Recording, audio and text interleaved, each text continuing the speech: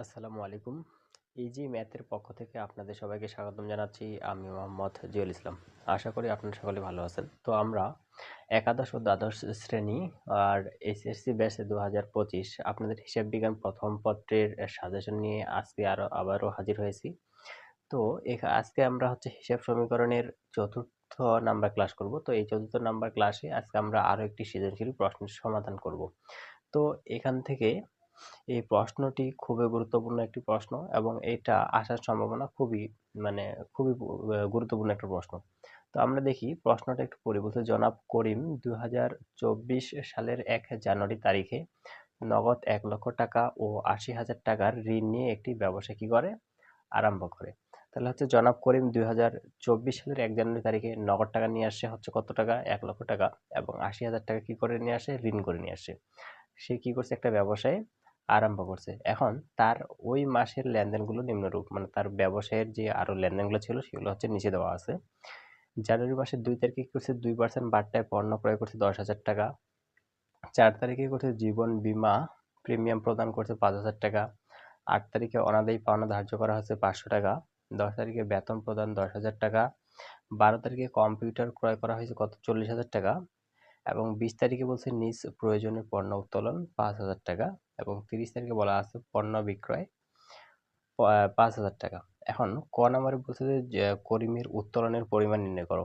এখন উত্তোলনের পরিমাণ মানে করিম ব্যবসা থেকে যে সকল সম্পদ টাকা পয়সা বা পণ্য উঠে নিয়ে গেছে সেটাকে বলা হচ্ছে কি তার উত্তোলন। এখন আমরা দেখি যে সে ব্যবসা থেকে কি কি নিয়ে গেছে। তো এখানে দেখি 4 তারিখে জীবন বীমা প্রিমিয়াম, এই যে জীবন বীমা কোম্পানি কি করছে সরকারকে জীবন বীমা কোম্পানি প্রদান করছে। তো এই যে জীবন বীমার টাকাটা এটা কে দিবে, এটা মালিক দিবে। তাহলে এটা কি একটা মালিকের উত্তোলন হিসাব।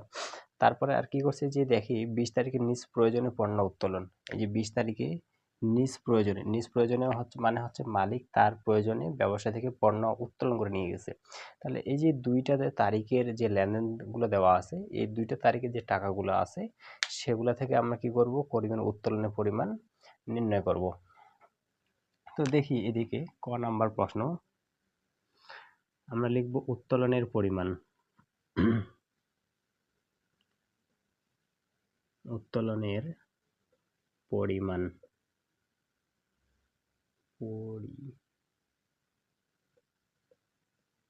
উত্তোলনের পরিমাণ। এখন আমরা এখানে ছক আকারে করব। তো এখানে একটা ছক আঁকি।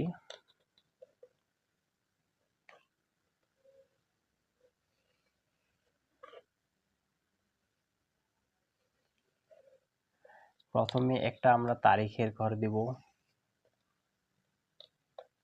এক স্কেল সমপরিমাণ একটি তারিখের ঘর দেব।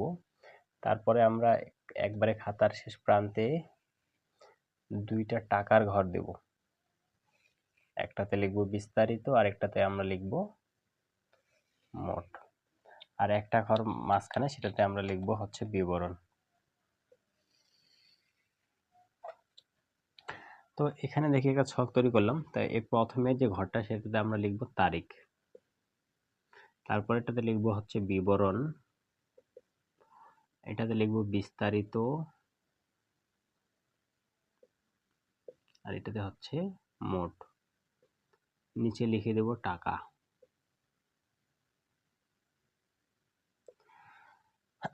তাহলে আমরা দেখি তারিখের ঘরে সর্বপ্রথম কি লিখব সালটা কত 2024 সাল।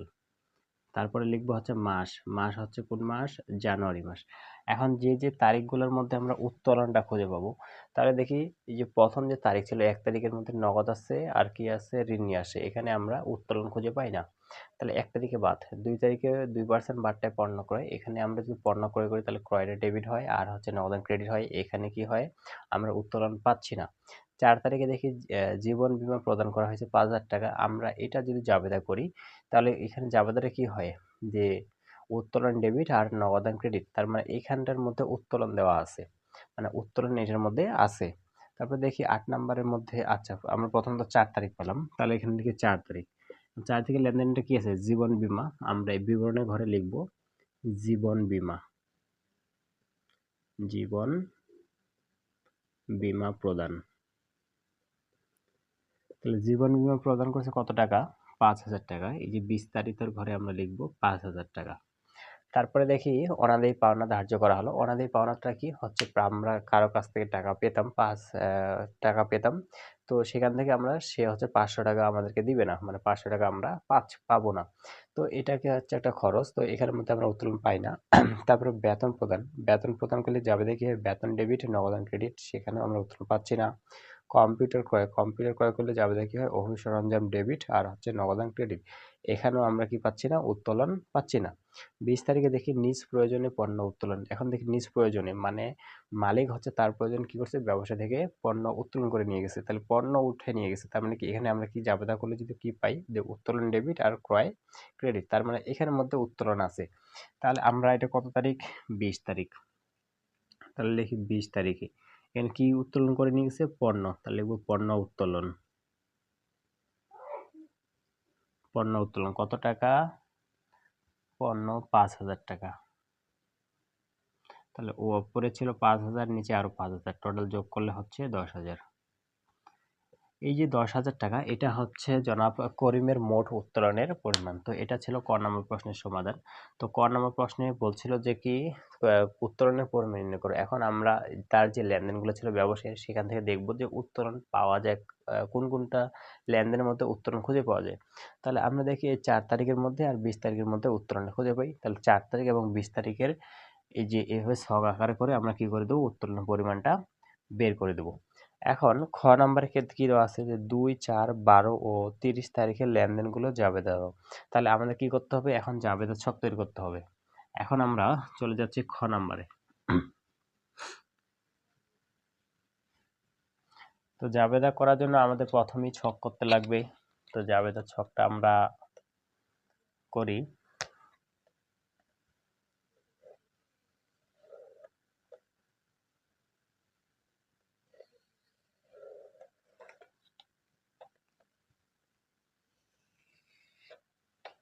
প্রথমে কি করতে হবে? তারিখের ঘর দেব, এক স্কেল সমপরিমাণ। তারপরে খাতার একবারে শেষ প্রান্তে চলে যাব। এখানে আমরা ডেবিট এবং ক্রেডিটের দুইটা ঘর দেব, একটা ডেবিট একটা ক্রেডিট। আর ছোট করে একটি কি দেব? তথ্যসূত্র লেখার ঘর দেব।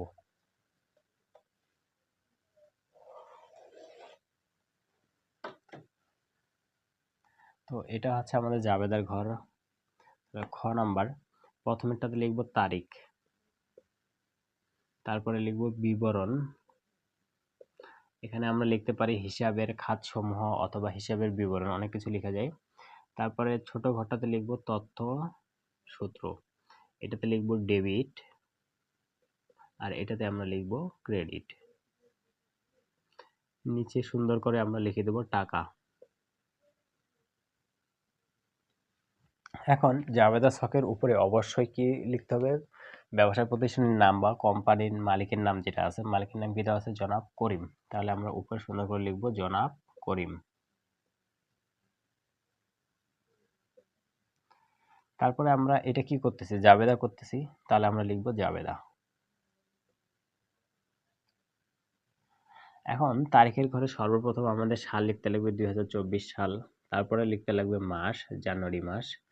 এখন কত তারিখের লেনদেনগুলো জাবেদা করতে বলছে? প্রথম হচ্ছে 2 তারিখ, তাহলে লিখি 2 তারিখ। এখন দেখি 2 তারিখের মধ্যে কি আছে? বলছে 2% বাট্টায় পণ্য ক্রয় করা হয়েছে 10,000 টাকা। এখানে দেখি পণ্য ক্রয় করছে হচ্ছে 10,000 টাকা, যার মধ্যে আমরা 2% বাট্টা পাইছি, মানে হচ্ছে 2% কি পাইছি? ছাড় পাইছি। তাহলে যদি পণ্য ক্রয় করা হয়, নর্মালি পণ্য ক্রয় জাবেদা কি হয়? ক্রয় ডেবিট, নগদান ক্রেডিট। তাহলে আমরা সেটাই লিখবো যে ক্রয় ডেবিট আর হচ্ছে নগদান ক্রেডিট। এখন টাকা কত লিখবো? মানে এখানে দেওয়া আছে 10,000, এখন 10,000 এর মধ্যে 2% বাট্টা আছে, তাহলে আমরা কি করবো? এই যে 10,000-এর 2% করবো। 10,000 যদি আমরা 2% করি তাহলে হয় কত? 200 টাকা। এই 10,000 টাকা থেকে আমরা 2%, 200 টাকাকে বাদ দিয়ে দিব, তাহলে হচ্ছে 9,800 টাকা।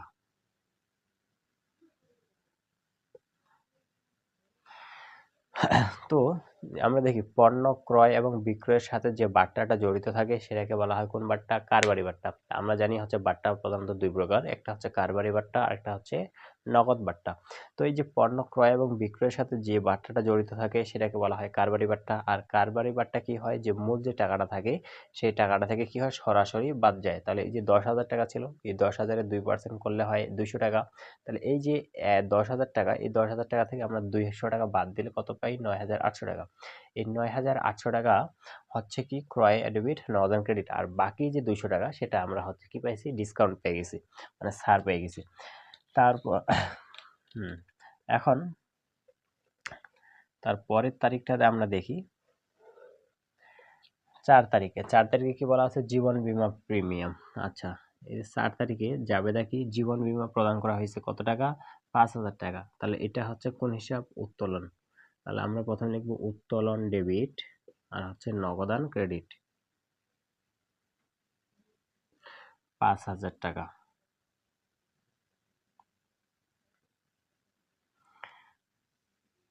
তারপরে দেখি 12 তারিখ।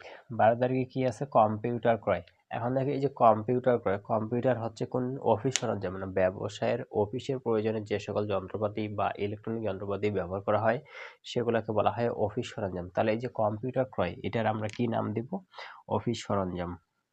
তাহলে হচ্ছে কত তারিখ, 12 তারিখ, অফিস সরঞ্জাম ডেবিট।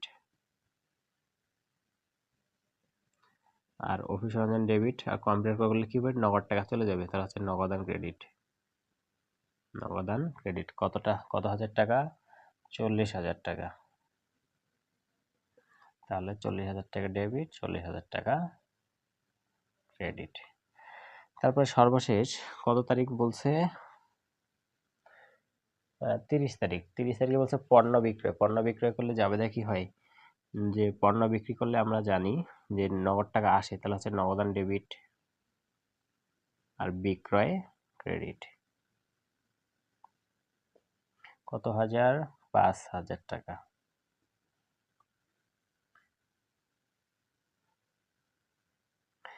তো এটা হচ্ছিল খ নম্বর প্রশ্নের সমাধান। খ নম্বর প্রশ্নের মধ্যে 4টা লেনদেনের মানে 4টা তারিখের হচ্ছে জাবেদা করতে বলছিল।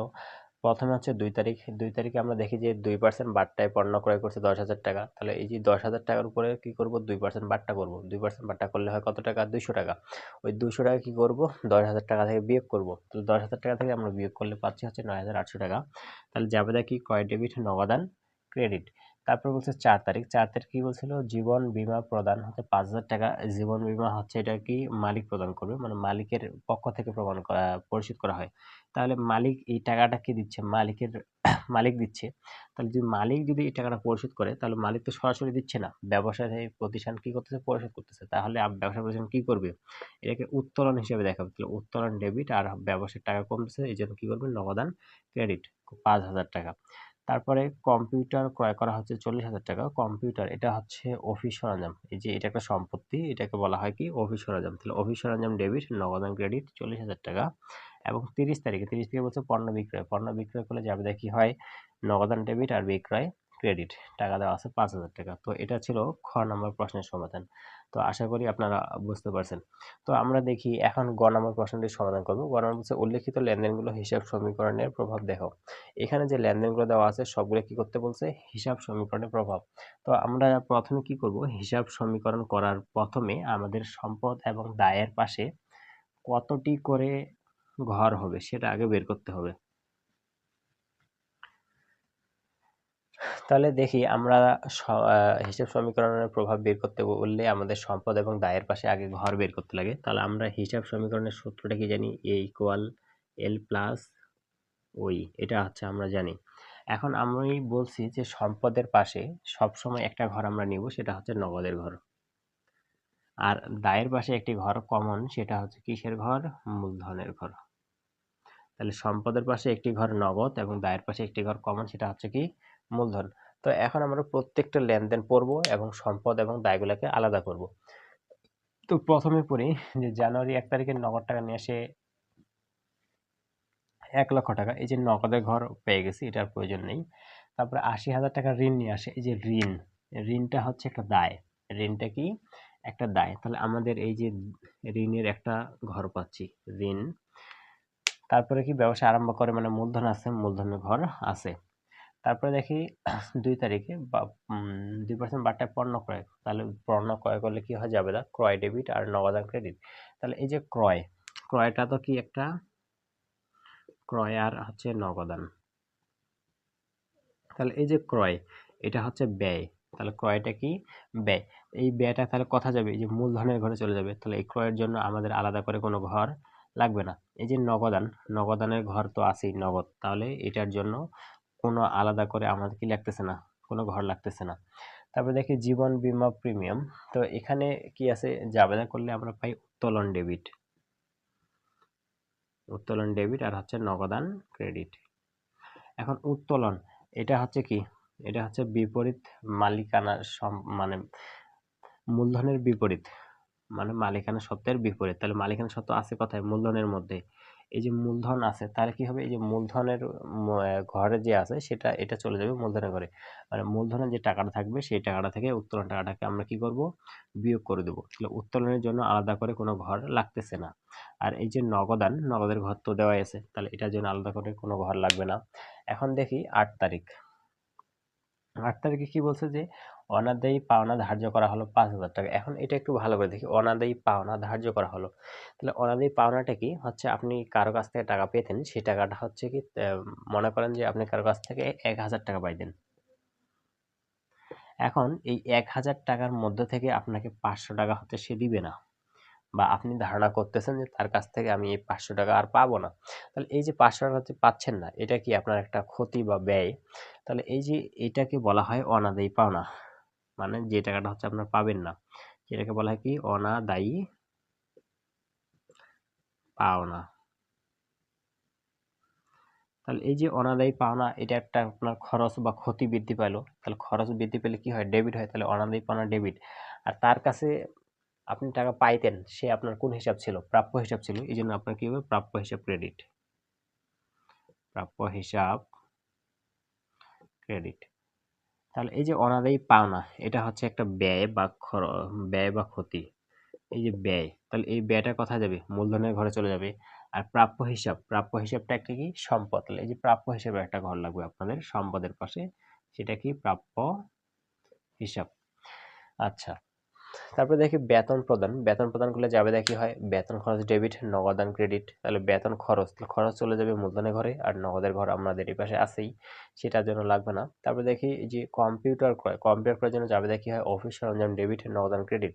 তাহলে এখান থেকে অফিস সরঞ্জাম সেটা হচ্ছে কি একটা সম্পদ, তাহলে আমাদের সম্পদের পাশে আরেকটি ঘর লাগতেছে, সেটা কি অফিস সরঞ্জাম, অফিস সরঞ্জাম।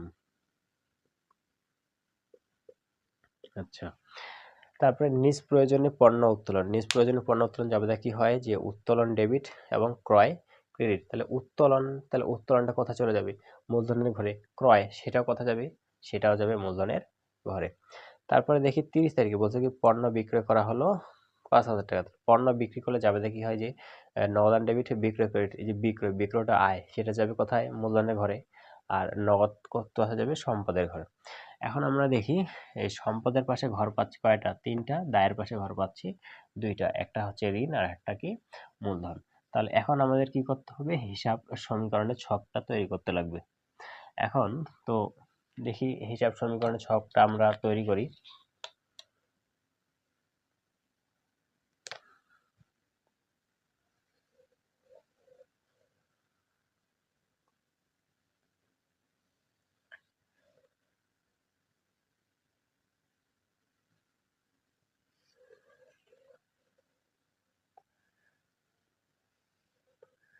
আচ্ছা, প্রথমে আমরা এপাশে তারিখের একটি ঘর দেব,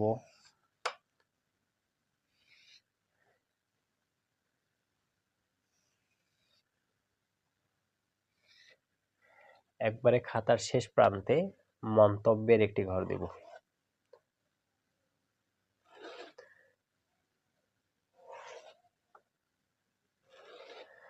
আর মাঝখানে যে অংশটুকু আছে সেটাকে আমরা 2টা অংশে ভাগ করব, একটা সম্পদের পাশ, একটা হচ্ছে কিসের পাশ, দায়ের পাশ। এখন আমাদের দেখি একটু আগে আমরা দায়ের পাশে ঘর বের করলাম 2টা ঘর, তাহলে দায়ের পাশটা একটু ছোট হবে।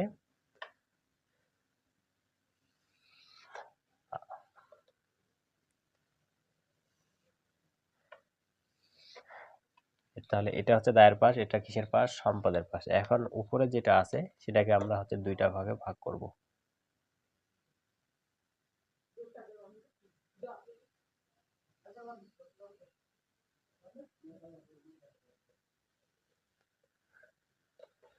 তো দায়ের মধ্যে হচ্ছে দুইটা ঘর,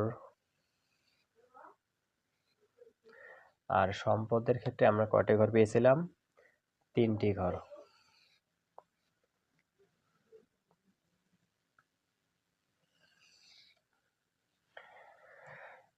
আচ্ছা, এখানে আমরা লিখব এ, এটাতে লিখব ইকুয়াল এল প্লাস ও ই। ছকের উপরে অবশ্যই কিসের নাম লিখব? কোম্পানির নাম বা ব্যবসায় প্রতিষ্ঠানের নাম, অথবা কি মালিকের নাম যেটা দেওয়া থাকবে সেটা। তাহলে কি আছে? জনাব করিম। আমরা এটা কি করতেছি? লেনদেন সারণী বা হিসাব সমীকরণের উপর প্রভাব। তাহলে লিখবো, এখানে লিখতে পারি লেনদেন সারণী। লেনদেন সারণী। তো এটাকে বলা হয় লেনদেন সারণী, হিসাব সমীকরণের উপর প্রভাব, আবারও বলা যায় কি টেবুলার ছক। আমরা যে কোনো নাম বলতে পারি। এখন পরীক্ষার প্রশ্নে হয় বলা থাকবে যে লেনদেনগুলো হিসাব সমীকরণের প্রভাব দেখাও, অথবা বলতে পারে যে লেনদেন সারণী তৈরি করো, অথবা কি বলবে যে টেবুলার ছকের মাধ্যমে দেখাও। তাহলে আমরা কি করব? এই সেম কাজটাই করব। তাহলে পরে আমরা, এটা হচ্ছে গ নাম্বার, এখানে লিখব তারিখ। প্রথমে সম্পদের ঘরে কি একটা পাইছিলাম আমরা? নগদ। তারপরে পাইছিলাম কি? প্রাপ্য হিসাব। আরেকটা পাইছিলাম অফিস সরঞ্জাম। অফিস সরঞ্জাম। আচ্ছা, দায়ের পাশে একটি পাইছিলাম আমরা ঋণ, আর একটা কি পাইছিলাম? মূলধন। আর এটাতে লিখবো আমরা মন্তব্য। আচ্ছা, তারিখের ঘরে সর্বপ্রথম আমরা সাল লিখবো 2024 সাল, তারপরে লিখবো মাস, জানুয়ারির 1 তারিখ। এখন দেখি 1 তারিখের মধ্যে কি বলছে? নগদ 1 লক্ষ টাকা ও 80,000 টাকার কি নিয়ে আসে? ঋণ নিয়ে ব্যবসা শুরু করছে। তাহলে এইখানে একটু সমস্যা হচ্ছে যে নগদ যে 1 লক্ষ টাকা নিয়ে আসছে, আমরা যদি এটা জাবেদা করি, নগদ 1 লক্ষ টাকা নিয়ে যদি ব্যবসা শুরু করে, সেটার ক্ষেত্রে জাবেদা কি হবে? নগদান ডেবিট। আচ্ছা, এখানে দেখি যদি নগদ আর হচ্ছে কি মূলধন, তাহলে নগদ 1 লক্ষ টাকা নিয়ে যদি ব্যবসা শুরু করে, তাহলে সেটা জাবেদা কি হবে? নগদান ডেবিট 1 লক্ষ টাকা, আর মূলধন কি? ক্রেডিট 1 লক্ষ টাকা। আচ্ছা, এটা একটা জাবেদা মনে করেন হলো। তারপর হচ্ছে ঋণ নিয়ে আসে, তাহলে ঋণ নিয়ে যদি ব্যবসা শুরু করে, তাহলে মালিক যদি ঋণ নিয়ে ব্যবসাটা শুরু করে, তাহলে কি ব্যবসায় নগদ টাকা বাড়বে কিনা? তাহলে ব্যবসায় নগদ টাকা বাড়বে। তো ব্যবসায় যদি নগদ টাকা বাড়ে, তাহলে কি হবে? ব্যবসায় নগদান মানে নগদ ডেবিট কত হাজার টাকা হবে? এখানে 80,000 টাকা। এই যে 80,000। আর মালিক কি নিয়ে আসে? ঋণ নিয়ে আসে। তাহলে ঋণটা একটা দায়, দায়টা কি? দায় কি? ক্রেডিট। তাহলে এই যে ঋণটা কি? ক্রেডিট। কত হাজার? 80,000। এখন দেখি, এখানে নগদের ঘরে ডেবিট 1 লক্ষ, এখানে নগদের ঘরে ডেবিট 80,000 টাকা। তাহলে 1 লক্ষ টাকা আর 80,000 টাকা যোগ করলে কত হবে? 1,80,000 টাকা। তাহলে হচ্ছে নগদ টোটাল হচ্ছে কত? 1,80,000 টাকা। তাহলে আমরা এই যে নগদের ঘরে লিখবো 1,80,000 টাকা। তারপরে এই যে ঋণ নিয়ে আসছে না 80,000 টাকা, এই যে ঋণের ঘরে লিখবো আমরা 80,000 টাকা। আর কি ছিল? মূলধন। এই যে মূলধন ছিল ক্রেডিট, ঋণও ছিল ক্রেডিট। তাহলে এখানে মূলধন কত? 1 লক্ষ টাকা। এই যে মূলধনের ঘরে লিখবো 1 লক্ষ টাকা। এখন আমরা দেখি দায়ের পাশে 1 লক্ষ আর 80 যোগ করলে কত হবে? 1,80,000 টাকা। আবার সম্পদের পাশে কত আছে? 1,80,000 টাকা। তার মানে কি উভয় পাশেই সমান আছে।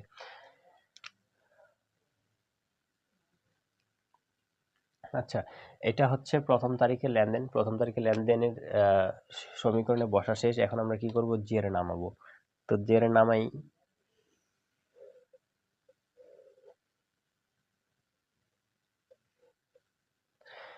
আমরা কি করব? মন্তব্য লিখব। যেহেতু মূলধনের ঘরে লিখছি, তাহলে মন্তব্য কি দেব? এটা কি টাকা? মূলধন বাবদ নিয়ে আসে, তাহলে হচ্ছে লিখব মূলধন। এখন জেরে নামাবো। এখানে আছে 80,000, এখানে হচ্ছে 1 লক্ষ, আর এখানে হচ্ছে 1,80,000। আচ্ছা, তারপরে তারিখটি কত? 2 তারিখ। এখন 2 তারিখে কি করছে যে 2% বার্তায় পণ্য ক্রয়, তাহলে 2% বার্তায় যদি পণ্য ক্রয় করে তাহলে যাবে দেয় কি ক্রয় ডেবিট আর নগদান ক্রেডিট। তাহলে ক্রয় ডেবিট, তাহলে ক্রয় ডেবিট, ক্রয়টা কি একটা ব্যয়, তাহলে কোথায় চলে যাবে সেটা মূলধনের ঘরে চলে যাবে। আমরা জাবেদা করে সেটা কি করব 2% বাট্টা করার উপর কত পেয়েছিলাম 9,800 টাকা।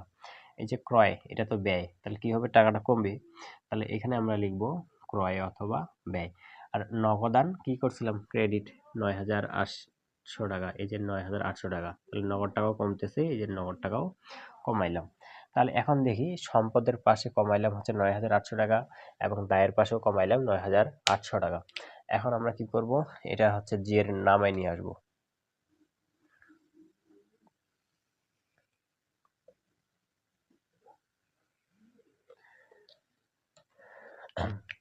তাহলে দেখি এখানে হচ্ছে কত 80,000,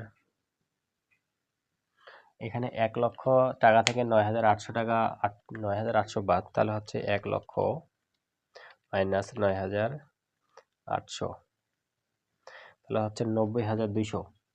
তাহলে এখানে আমরা পাচ্ছি 90,200। এখানে 1,80,000 থেকে আমরা 9,800 টাকা বিয়োগ করব, তাহলে হচ্ছে 1,80,000 মাইনাস 9,800, তাহলে হচ্ছে 1,70,200। তাহলে সম্পদ নগদ পাচ্ছি কত 1,70,200। এখন দেখি 4 তারিখে কি জীবন বীমা প্রদান 5,000 টাকা, তাহলে জীবন বীমা প্রদান করলে যাবে দেখি হয় যে উত্তোলন ডেবিট আর নগদান ক্রেডিট। তাহলে উত্তোলন ডেবিট, উত্তোলনটা কি হিসাব? আচ্ছা আগে দেখি কত তারিখ, 4 তারিখ। এই যে দেখি উত্তোলন, এটা জাবেদা করলে কি হয় যে উত্তোলন ডেবিট নগদান ক্রেডিট, তাহলে উত্তোলনটা কোথায় যাবে মূলধনের ঘরে, এবং উত্তোলনটা একটা কি ব্যয় বা খরচ, তাহলে এটা কি করে মূলধনটাকে কমাবে কত হাজার টাকা 5,000 টাকা। তাহলে এই যে মূলধনের ঘরে 5,000 টাকা বিয়োগ, আর নগদান কি হচ্ছে ক্রেডিট, মানে নগদ টাকা কমতেছে, তাহলে এই যে নগদের ঘরেও কমবে 5,000 টাকা। তাহলে সম্পদের পাশেও কমলো 5,000 টাকা, দায়ের পাশেও কমলো 5,000 টাকা। এখন আমরা এই যে মূলধনের ঘরে কাজ করছি, তাহলে এইটাতে কি লিখবো, লিখবো উত্তোলন, উত্তোলন,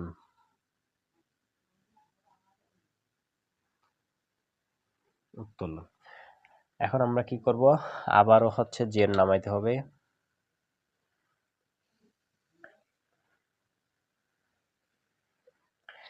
তাহলে এইখানে 80,000, এখন 90,200 টাকা থেকে আমরা 5,000 টাকা কি করব বিয়োগ করে দেব।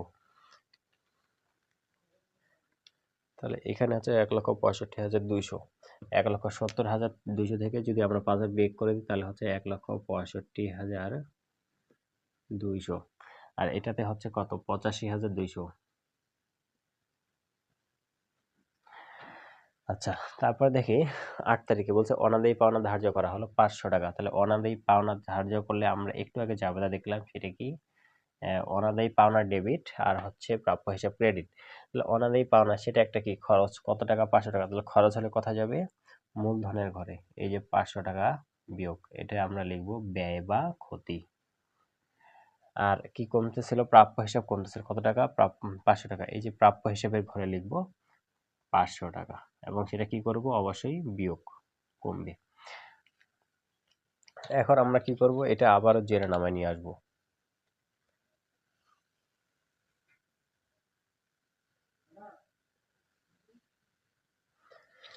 তাহলে এটাতে 1,65,200,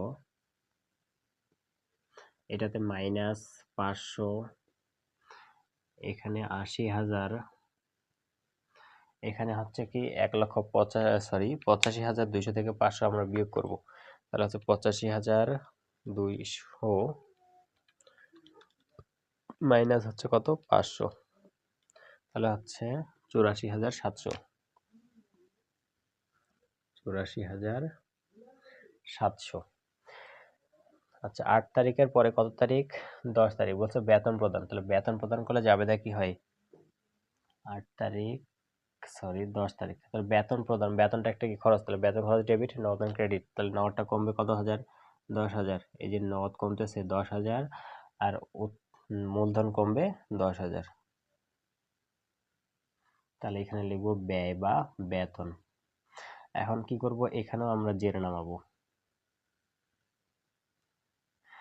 তাহলে এখানে -500, এখানে হচ্ছে কত হাজার, 80,000, এখন এখানে 84,000 থেকে 84,700 থেকে যদি 10,000 বিয়োগ করি তাহলে হবে কত, 74,700, আর এখানে হচ্ছে কত, 1,55,200। তারপরে কত তারিখ, 12 তারিখ, 12 তারিখ কি বলছে, কম্পিউটার ক্রয়, কম্পিউটারটা কি একটা অফিস সরঞ্জাম, তাহলে হচ্ছে 12 তারিখ, তাহলে অফিস সরঞ্জাম ডেবিট আর নগদান ক্রেডিট 40,000 টাকা, এই যে অফিস সরঞ্জামের ঘরে আমরা লিখবো 40,000 টাকা, আর নগদান কমাবো কত হাজার টাকা, 40,000 টাকা। তাহলে আমরা সম্পদের পাশেই একবার বৃদ্ধি করলাম, আবার সম্পদের পাশে কি করলাম, কমাইলাম, তাহলে উভয় পাশে কি আছে, এখন পর্যন্ত সমানই আছে। তাহলে এখানে হচ্ছে 40,000, এখানে হচ্ছে 80,000, আর এখানে হচ্ছে 74,700, এখানে হচ্ছে -500, আর এখানে কত, 1,15,200, 1,15,200। আচ্ছা, 12 তারিখের পরে কি আছে, 22 তারিখ, সরি 20 তারিখ, 20 তারিখ বলছে নিজ প্রয়োজনীয় পণ্য উত্তোলন 5,000 টাকা, তাহলে নিজ প্রয়োজনীয় পণ্য উত্তোলন করা হয়, সেটার ক্ষেত্রে জাবেদা কি হয়, উত্তোলন ডেবিট, ক্রয় ক্রেডিট, তাহলে উত্তোলন ডেবিট, তাহলে উত্তোলন যদি ডেবিট হয়, এটা একটু ভালো করে বুঝবেন, কত তারিখ, 20 তারিখ, তাহলে উত্তোলন ডেবিট, তাহলে উত্তোলন ডেবিট করলে কি হবে, মালিকের টাকা কমবে, তাহলে কত হাজার টাকা, 5,000, 5,000 টাকা এই যে কমতেছে, এটা কি কিসের জন্য কমতেছে, উত্তোলন, উত্তোলন, আর উত্তোলন ডেবিট, ক্রয় ক্রেডিট, এখন ক্রয় যখন আমরা ডেবিট করছিলাম তখন কি মূলধনটাকে কমাইছিলাম, এখন ক্রয়টা ক্রেডিট হচ্ছে, তার মানে কি 500 টাকা বাড়বে এখানে, তাহলে এখানেই হচ্ছে 500 টাকা, সরি 5,000 টাকা, তাহলে এখানে আমরা 5,000 টাকা কমাবো, এখানে 5,000 টাকা বাড়াবো, তাহলে এখানে হচ্ছে কত, 74,700, এখানে হচ্ছে 80,000, এখানে হচ্ছে 40,000, তারপরে হচ্ছে কত, 500, এখানে হচ্ছে 1,15,200। তারপর সর্বশেষ একটা তারিখ দেওয়া আছে, কত তারিখ, 30 তারিখ, বলছে পণ্য বিক্রয় 5,000 টাকা, তাহলে পণ্য বিক্রি করলে জাবেদা কি হয়, বিক্রয়, তাহলে নগদ টাকা পাই হচ্ছে কত হাজার, 5,000 টাকা, তাহলে নগদান ডেবিট 5,000, আর বিক্রয়টা আয়, এটা কি হবে, মূলধনটাকে বৃদ্ধি করবে, তাহলে এই যে 5,000 টাকা। এখন হচ্ছে কি করব, আমরা সবগুলা জের নামায়ে যোগ বিয়োগ করব, যোগ বিয়োগ করলে কি করব, দেখব হচ্ছে সম্পদের পাশ এবং দায়ের পাশ উভয় পাশে কি হবে, মিলে যাবে, মানে উভয় পাশে সমান হবে। তো এটা হচ্ছে গ নম্বর প্রশ্নের সমাধান, নিচে জায়গা শর্ট, তাই আমি হচ্ছে 30 তারিখের লেনদেনটি করে দিলাম না, এটা হচ্ছে আপনারা নিজেরাই চেষ্টা করবেন। তো একবার কি করবেন, এটা হচ্ছে নগদ বাড়াবেন 5,000 টাকা, আর কি করবেন, মূলধনটাকে বাড়াবেন হচ্ছে 5,000 টাকা, তাহলে হচ্ছে কি হয়, সম্পূর্ণ ম্যাথটা কমপ্লিট হয়ে যাবে। তো এই গ নাম্বারে আপনাকে সম্পূর্ণ প্রশ্নে যতগুলো লেনদেন দেওয়া ছিল সবগুলো লেনদেন কি করতে বলছিল, যে হিসাব সমীকরণের প্রভাব দেখাতে বলছিল। তো হিসাব সমীকরণের প্রভাব দেখাতে গেলে প্রথমে কি করতে হবে, আপনাদের সম্পদের পাশে কয়টি ঘর হবে সেটা বের করতে হবে, এবং দায়ের পাশে কয়টি ঘর হবে সেটা বের করতে হবে। বের করার পরে আপনারা এক একটা করে লেনদেন কি করবেন, না এক একটা করে তারিখ ধরবেন, এবং সেই লেনদেনটার জাবেদা আপনারা মনে মনে জাবেদা করতে পারেন, অথবা আলাদা কোনো জায়গায় জাবেদা করে নেবেন। নেওয়ার পরে কি করবেন, সেটা এইভাবে, যেমন 1 তারিখে দেখি নগদ ছিল 1,00,000 টাকা, আর 80,000 টাকার কি ছিল, ঋণ ছিল, তাহলে এই যে নগদ, টোটাল নগদ টাকা হচ্ছে কত, 1,00,000 টাকা আর 80,000, তাহলে যোগ করলে হচ্ছে 1,80,000 টাকা, আর মূলধন, তাহলে মূলধন, সরি, যে ঋণটা কি একটা দায়, তাহলে ঋণ কত, 80,000 টাকা, আর মূলধন তাহলে কত হবে, এদিকে হচ্ছে 1,80,000, দায়ের পাশে আপনাদের পাইলাম হচ্ছে 80,000, আর লাগে কত, 1,00,000, এই যে 1,00,000 টাকাটা কি হচ্ছে মূলধন। তারপর 2 তারিখে কি হচ্ছে, 2% বার্তায় পণ্য ক্রয় করা হচ্ছে 10,000 টাকা। এই যে পণ্য ক্রয় করলে যাবে কি হয় যে ক্রয় ডেবিট নগদ আর ক্রেডিট। এই যে নগদ কমাবো হচ্ছে 9,800 টাকা। এখন 9,800 টাকা কেন? এখানে ছিল 10,000, 10,000-এ আমরা 2% করলে পাই হচ্ছে 200 টাকা।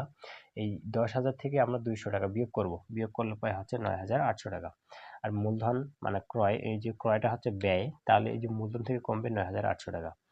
তারপরে 4 তারিখে জীবন বীমা প্রদান করা হয়েছে 5,000 টাকা। জীবন বীমা প্রদান করলে যাবে কি হয়? উত্তোলন ডেবিট, নগদান ক্রেডিট। তাহলে উত্তোলনটা হচ্ছে একটা ব্যয়, তাহলে এই যে মূলধন কমবে 5,000 টাকা আর নগদটাও কমবে 5,000 টাকা। তারপরে 8 তারিখে অনাদায়ী পাওনা ধার্য করা হলো। অনাদায়ী পাওনা এটা একটা খরচ, তাহলে খরচটা কোথায় যাবে? এই যে মূলধন কমবে 500 টাকা আর অনাদায়ী পাওনা কার কাছ থেকে আমরা পাইলাম? প্রাপ্য হিসাবে, এই যে প্রাপ্য হিসাব কমবে 500 টাকা। তারপরে বেতন প্রদান, 10,000 টাকা। বেতন প্রদান করলে যাবে কি হয়? বেতন খরচ ডেবিট, নগদ ক্রেডিট। এই যে বেতন মূলধনের ঘরে কমবে 10,000 টাকা আর নগদের ঘরে কমবে 10,000 টাকা। তারপরে কম্পিউটার ক্রয়, কম্পিউটারটা হচ্ছে অফিস সরঞ্জাম, তাহলে অফিস সরঞ্জাম ডেবিট, নগদ ক্রেডিট। এই যে অফিস সরঞ্জামের ঘরে আসবে 40,000 টাকা আর নগদ টাকা কমবে 40,000 টাকা। তারপরে 20 তারিখে বলছে নিজ প্রয়োজনীয় পণ্য উত্তোলন 5,000 টাকা। নিজ প্রয়োজনীয় পণ্য উত্তোলন করলে কি হয়? উত্তোলন ডেবিট আর ক্রয় ক্রেডিট। তাহলে এই যে উত্তোলন মানে হচ্ছে মূলধন কমবে কত টাকা? 5,000 টাকা। আর পণ্য এবার কি উত্তোলন ডেবিট আর ক্রয়টা ক্রেডিট। যখন আমরা ক্রয় ডেবিট করছিলাম তখন কি করছিলাম? মূলধনটাকে কমাইছিলাম। এবার ক্রয়টা ক্রেডিট হয়ে গেছে, তাহলে কি করব? মূলধনটাকে বাড়াবো। তাহলে একবার 5,000 টাকা আমরা কি করব? কমাবো, আবার মূলধনই 5,000 টাকা বাড়াবো। তাহলে এখানে 5,000 টাকা যোগ হলো আবার বিয়োগ হলো, তাহলে যোগ বিয়োগ করলে কি হয়? 0। তাহলে ব্যালেন্সটা কি আছে? সমান আছে। তারপরে কি 30 তারিখে পণ্য বিক্রয় 5,000 টাকা। তাহলে পণ্য বিক্রি করলে যাবে কি হয়? তাহলে বিক্রয় ডেবিট, নগদ ডেবিট, নগদে 5,000 টাকা আর বিক্রয় এটা মূলধনে 5,000 টাকা কি হবে? যোগ হবে। তাহলে এগুলো সবগুলাই আমরা জের নামাবো সর্বশেষ। জের নামে দেখব যে দায়ের পাশ এবং সম্পদের পাশ সমান হয় কিনা। তো এটা ছিল এই প্রশ্নের গ নাম্বার প্রশ্নের সমাধান। তো আশা করি আপনাদেরকে বোঝাতে পারছি। এইটা আপনারা কি করবেন? সম্পূর্ণ ভিডিওটা আবারও প্রথম থেকে সম্পূর্ণ ভিডিওটা কি করবেন? আপনারা ভালো করে দেখবেন এবং কোনো জায়গায় যদি আপনাদের বুঝতে সমস্যা হয় তাহলে অবশ্যই আমাকে কমেন্ট করে জানাবেন। ধন্যবাদ। আজকে এই পর্যন্তই।